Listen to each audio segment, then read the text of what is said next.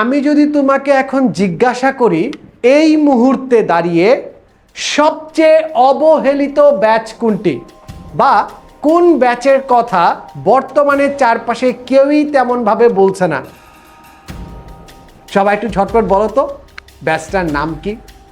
সবাই একটু ঝটপট কমেন্টে বলো ব্যাচটার নাম কি। ব্যাচটার নাম এইচএসসি 25। অনেকে হয়তো এইচএসসি 24-এর কথা বলছো বা এইচএসসি 26-এর কথা বলছো যারা নতুন কলেজে জয়েন করেছে, বাট কারো মাথায় কিন্তু এইচএসসি 25-এর কথা আসছে না। তোমরা জানো বর্তমানে যে সিচুয়েশনটার ভিতর দিয়ে গিয়েছে, পুরো একাডেমিক লাইফের যতগুলো ব্যাচ আছে সকল ব্যাচই কিন্তু এই প্রবলেমের ভিতর দিয়ে গো থ্রু করেছে, রাইট? এইচএসসি 26 কলেজে ভর্তি হয়ে গিয়েছে, এইচএসসি 24 অ্যাডমিশন প্রিপারেশন নিচ্ছে। What about HSC 25? এইচএসসি 25 এখন যে ঝামেলায় আছে, যে প্রবলেমে ফেসে আছে, এটার ইম্প্যাক্ট কিন্তু তারা এখন দেখতে পাবে না। এটার ইম্প্যাক্ট দেখবে আর জাস্ট 2 থেকে 3 মাস পর। ভাইয়া কীভাবে? টেস্ট পরীক্ষার আগে গিয়ে এইচএসসি 25 ব্যাচের মাথায় হাত পড়বে। কারণ 1 নাম্বার কারণ, এখনও এইচএসসি 25 ব্যাচ টেবিলে বসে নাই। ওদের ভিতর থেকে আন্দোলন সুলভ যে মনোভাবটা আছে সেটা যায় নাই।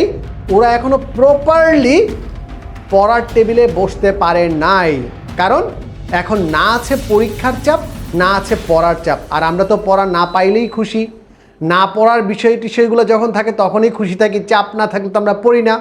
প্রথম প্রবলেম, পড়ার টেবিলে নাই। দ্বিতীয় প্রবলেম, ওরা এখনও আইডেন্টিফাই করতে পারছে না ফার্স্ট ইয়ারের সিলেবাসে কতটুকু বাকি আছে, কতটুকু পড়ে নাই।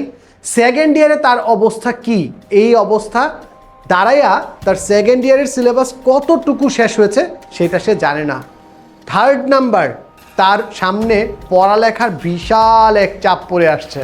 এখনই কিছুদিন পরেই প্রি টেস্টে একটা ধাক্কা দিবে, টেস্টে একটা ধাক্কা দিবে, একদম হর করে ভেঙে পড়ে যাবে, গড়গড়িয়ে ভেঙে পড়ে যাবে এইচএসসি 25 ব্যাচ।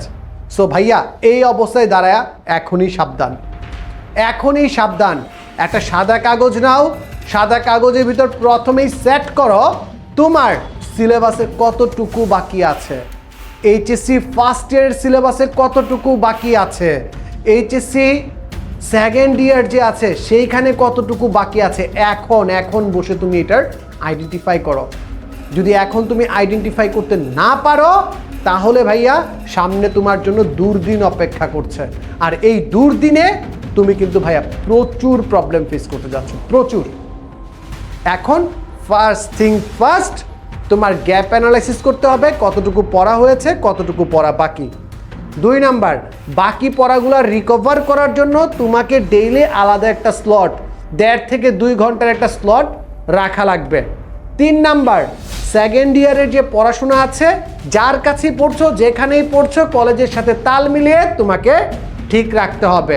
4 নাম্বার পয়েন্টার, এখন থেকেই প্রচুর পরীক্ষা দিতে হবে। আর পরীক্ষায় তো আমরা ভুল করবই, সেই ভুলগুলো শুধরানোর ব্যবস্থা করতে হবে। আমি আবারও বলছি ভাইয়া আছি তোমাদের সাথে, ম্যাথ নিয়ে ছিলাম, আছি, থাকবো। যে কোনো প্রয়োজন আমাকে জানাবা, আমি চেষ্টা করব সলভ করার। কিন্তু সমাধানে শুরু হবে তোমার কাছ থেকে, তুমি কখন পড়তে বসছো সেখান থেকে। Just keep that in your mind.